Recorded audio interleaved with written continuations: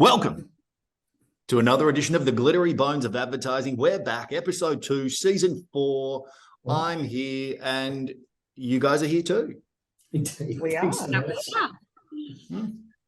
Back again. Baby. Here we are. I am just amazed that we still look like the Beatles. Only this time Ringo's, up in this corner. And, Is Ringo me? No, I think I'm Ringo. I think I'd be, just sitting in the back, just doing that. Like, you'd be up front. I don't know. You'd be like John. You might be Paul. I don't think I'd be Paul. Paul had far too much talent. That'd be CARO. I'd like to be Ringo. CARO? GABI? One of those would be Paul. Stop it. Like there's a lot of talent there. We're here to talk about other people's talent today. Yes, can we just have a little quick look at this? Let's just take a peek at this.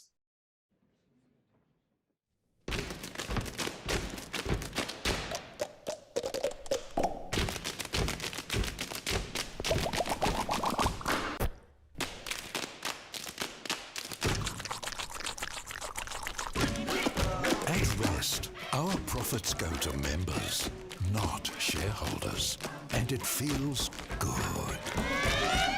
Rest Super. Feel the fairness. Okay, so I just want to hear from you guys, because last week we talked about something exceptional. Okay, we talked about a little bit of, for those of you listening on the podcast, I'm making my eyebrows raise, paying homage to the McDonald's people of the previous week. So I need to hear what you guys think of this execution and effort. Sure. Okay. I'm not going to go first because I've got a little bit of powder that I'm keeping dry. Okay. I'll go first then. I was confused when I first watched it, and I still am confused about. I get what they're doing, but then I think it's almost like an oxymoron. Like, superannuation is so confusing as it is, and this has just made me more confused about what the hell is going on. So that's my initial thoughts on it. Okay. So I believe this year's format, we have to try and find something redeeming in each redeeming quality. But I agree with Caroline. I'm very confused. But my redeeming feature would potentially be the lighting. Look, they did something different. Redeeming for them is that they did something different. But did it work? For me, it just confused me. So anyway, what do you boys think? You want to go last, JD, right? You do? I'm happy to go. I'm happy to go last. I'm just going to chime in here. So after you, please. What I reckon happened, I think someone has a kid that's at a certain age where you watch Ice Age videos, and they watch the scene where Sid the Sloth has all of these things going on, and then he ends up having all of the sloths doing the same thing at the same time. And they thought to themselves, wow, I reckon we can transition that across to superannuation and have people doing all of this kind of wacky Sid the Sloth gear, and it's going to make people want to choose Rest Super. That's what I reckon happened.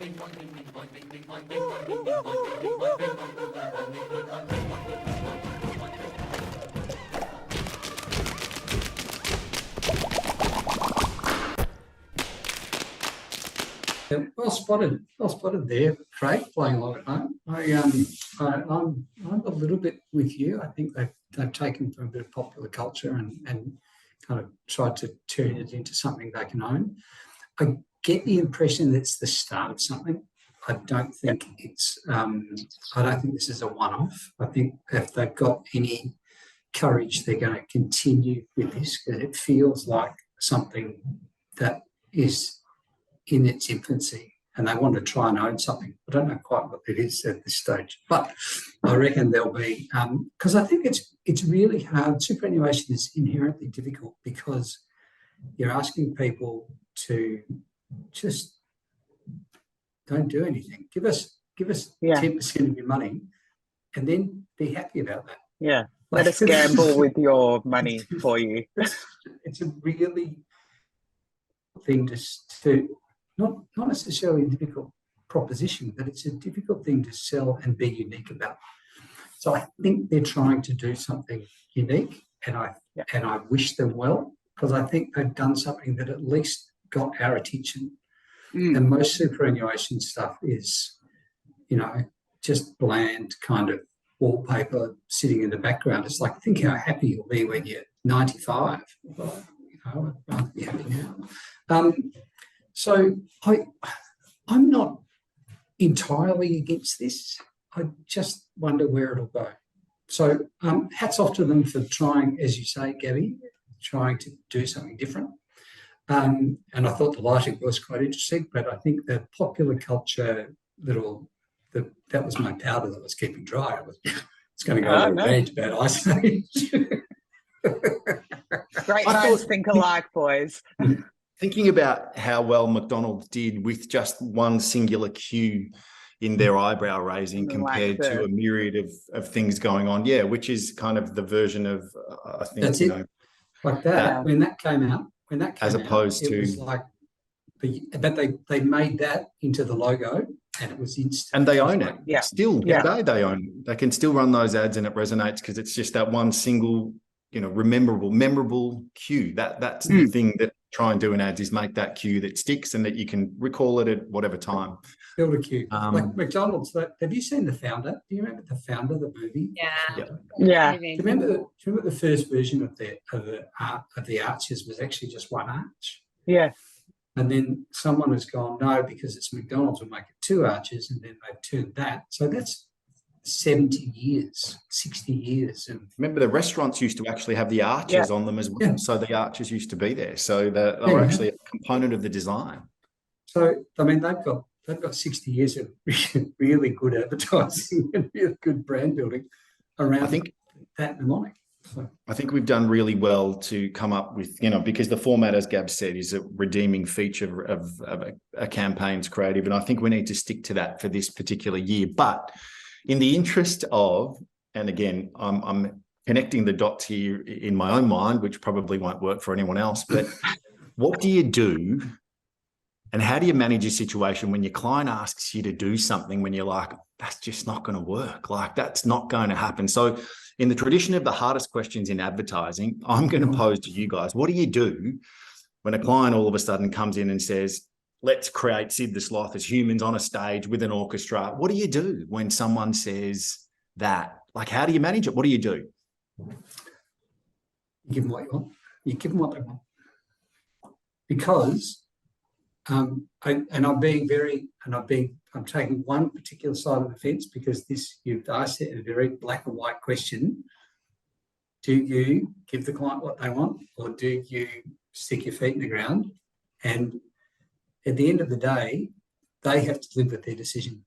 You just have to remind them very subtly over the course of the next 12 months while their campaign tanks that, gee, that wasn't where we were expecting this to go. JD, when are you around for 12 months when a campaign tanks? When you put their idea up and it's shit, it's always the fault of the agency. Always the fault. It is always the fault of the agency, but they will remember that you gave them. You just have to remind them, I don't agree with this, but this is what you want, so this is what we will do. And if they but only if you think it's worth it, and you say, no, I've given you what I think is worth it, and you've said no. Like, you have to have that conversation right up front, so that next time, hopefully, they won't turn to shit and have their own opinion. Like, you know, God damn them and their own opinions. I feel like you can use the power of persuasion though, and make them think that it's still their idea. So take the bones of their idea and give them alternate options that still tie back, be it very loosely, to their idea, because the client is always right, but the client is not always right. Yeah, but I feel like I feel like it's our jobs to listen to our clients and give them what they want. But give them what they want in maybe a way that they hadn't thought that it could be That's delivered. not the question. Yes, it is, The JD. question- Yeah, it is. Like You're last sitting on year, the you're fence telling us again. you're doing creative work in New York when the question wasn't, there's no creative work in New York. You're living in Guys. New York doing creative stuff, mate. That's not the answer. No, that wasn't the answer. That wasn't, no, excuse me. That was not my response. I have a creative mind that obviously works differently, and that's how I would process the question, and that's how I would give my response. But the client is not Okay. always right, but you can take the bones of what they have and you can offer them solutions. Anyway, fair enough. what about you, Licious? I'm in your camp, CARO. I would, It's a female-male thing. yeah. It's not. Wait, I haven't had my go watching- yet. I haven't had a shot at it yet. It's like watching Keanu Reeves in The Matrix. Just Well, the red back in the crayon week. philosophy is you give them what they want and what they ask for, but then you also give them, hey, this is what Stop we think would work better. Exactly. And then let them make the decision. But at least you've given them the two options. You've given them what they want, and then you've given them something that we feel as the agency with our expertise would actually work better, and then leave it in their court to make that decision. See, I think there's I'm going to go back to the fence. I think if the question is, the spirit of the question, and I may be wrong because I've been wrong before, the spirit of the question is the client says, I want it this, and I want it this way, and I want it done my way with these words and these pictures in that order. If they dig Well, their then I heels think in- it's up to the agency to decide, do we want to put our name to that? If we strongly believe that, no, there shouldn't be a giant schlong on a billboard or something. not that there's anything wrong with that. No, but like, I don't know, like a big dick selling something that's not dick related. Hey, we we call get there. some, Yeah, I'm baby just- food. We went to I'm R18 plus just like that. I'm throwing out ideas. I feel like, to answer your question, JD, if they're stuck in their ways, if they really want this, I think it's up to us as an agency to say, do we want to put our name to that? Do we want to back that? And either say, hey, maybe it's not the right fit, the two of us together, Yeah, but if and the make that client- decision there. But that's not the question. It is the question. Give them what they want, or did you say no? We're not going to do that. If we Now, don't I'm just agree gonna with what chime they in. want, then we say no. I'm just going to chime in here while you're still trying to sit on the fence. Like, I'm just going to chime in so here with a comfy really here. simple. What you do in this situation is, I think what Gab said, which is you go with the RRC playbook, you give them what they want, and you show them something that's going to work better. But in this instance, the question is, how do you do it when you know it's not going to work? So my suggestion is this. You create the campaign and you run research before you spend $1 million on media. Now you take the insights from the research, which clearly back up the agency view that it was never going to work. And then you say to Mr. Client, can we now produce the one that's going to work? I feel like that's a fence sitting as well. That's Well, no, you gave them exactly what they wanted and you tested it. Exactly what they asked for. What's that sound? What's that sound? That sounds like someone kicking a can down the road. Anyway, Okay. Well, on that fabulous note, I do I believe loved it. that there may be no more conjecture on that question. I have to say, I I think think Craig's answer was probably the strongest there. That was the Well, I most think- well Well, JD is considered. going to come back to the fact that he doesn't feel like I've answered the question. Like, it's an impossible question. So, like, let's just. I love it because it's the hardest questions in advertising, JD. Isn't that what this segment is supposed to be called? The correct answer is a panda on roller skates. Like, The correct answer is, as JD said, you got to give the client what they want. At the end of the day, you got to give the client what they want. But you test don't it, have to carry the can. test it, Carro's show them right. that it's not You going to don't work have to- before you You spend don't have to shit carry tons the of money. can. Yeah. Do you put your name on it, and do you waste their money? Like, but Yeah. they're different questions for a different time. What is the question? Like, You're I such think a it's great. you're such a stickler for the rules, JD. I'm just sticking to the brief. Because he made 'em. Yeah, no, he did, didn't he? These He are did. bar rules. Let's go Yeah, put yeah. dicks on billboards everywhere. Let's just go do it. Oh, okay, on that fabulous note, that is another edition of the Glittery Bones of Advertising. Don't go changing. We'll see you next week, and we promise we won't put a dick on a billboard. Maybe. Unless you want it.